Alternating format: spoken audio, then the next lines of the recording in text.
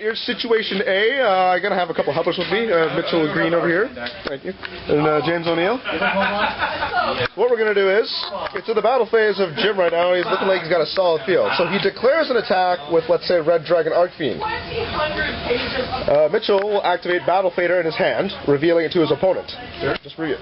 So revealing that Battle Fader in the hand, you can actually chain to this, and you can either chain Mind Crush, calling Battle Fader, thus it will go to the graveyard, and therefore not getting the effect, stopping this horrible, horrible assault. Or he can even activate Trap Dust Shoot, so they're chaining to Battle Fader, to reveal his hand, and shove back Battle Fader, thus making it resolve without effect, and considering to sodomize the opponents with ha ha ha ha ha. Situation B, now we're back in my own house. Your opponent has a Kaiku the Ghost Destroyer, and you have a Miracle Fusion in your hand. Now, of course, Kaiku prevents you from removing from the graveyard, but what a lot of people forget is that you can also remove cards from play on your field. So, in this case, it is a legal activation to a Miracle Fusion, provided that your other monsters are indeed the fusion material monsters for the card you plan to special summon, and in this case we do. We do have an Elemental Hero Hoshin and a Deep Sea Diva, your E-Hero and your Diva.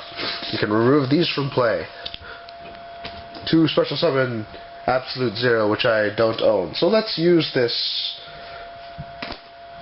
What shall we use? Let's use this Happy Token as our Elemental Hero Absolute Zero.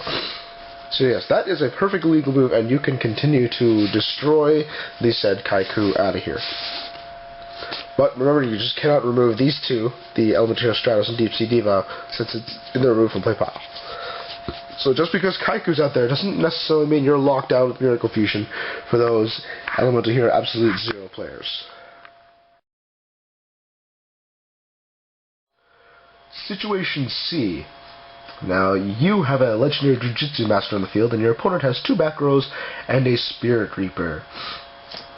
Now, you wish to tribute your Legendary Jujutsu Master for Zaborg the Thunder Monarch, targeting Spirit Reaper. Now, your opponent wishes to chain Light Imprisoning Mirror to negate the effect of Zaborg. You want to know what happens? This still dies. Why does it still die? Because Zaborg still actually targets Spirit Reaper. Alright, the activation of Zaborg was not negated, it's just the effect of Zaborg was negated. So long as it targets, and the activations was not negated, Spirit Reaper will die. Now, let's say I tributed Zaborg for this, I target Spirit Reaper, but now the opponent chains my body as a shield. Since this negates the activation and destroys the monster, it will destroy Zaborg, and Spirit Reaper will live to see another day, because the activation was negated. So therefore Spirit Reaper won't die due to the targeting effect of Zaborg. But if he is brought out and the opponent chains Light Imprisoning Mirror, it will still kill it just by Spirit Reaper's own effect, because it was targeted and it was not negated. And I will show you another example of this right now. And here's the follow-up to that example. Your opponent only has 1 back row, which is right there. And you have the Spirit Reaper in a face-down card. Now, you attack with Spirit Reaper, and your opponent chains, oh, Nostalgia, Ring of Destruction, on Spirit Reaper. Now, you chain Royal Decree.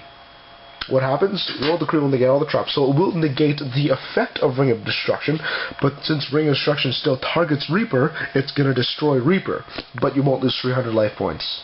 And that's it.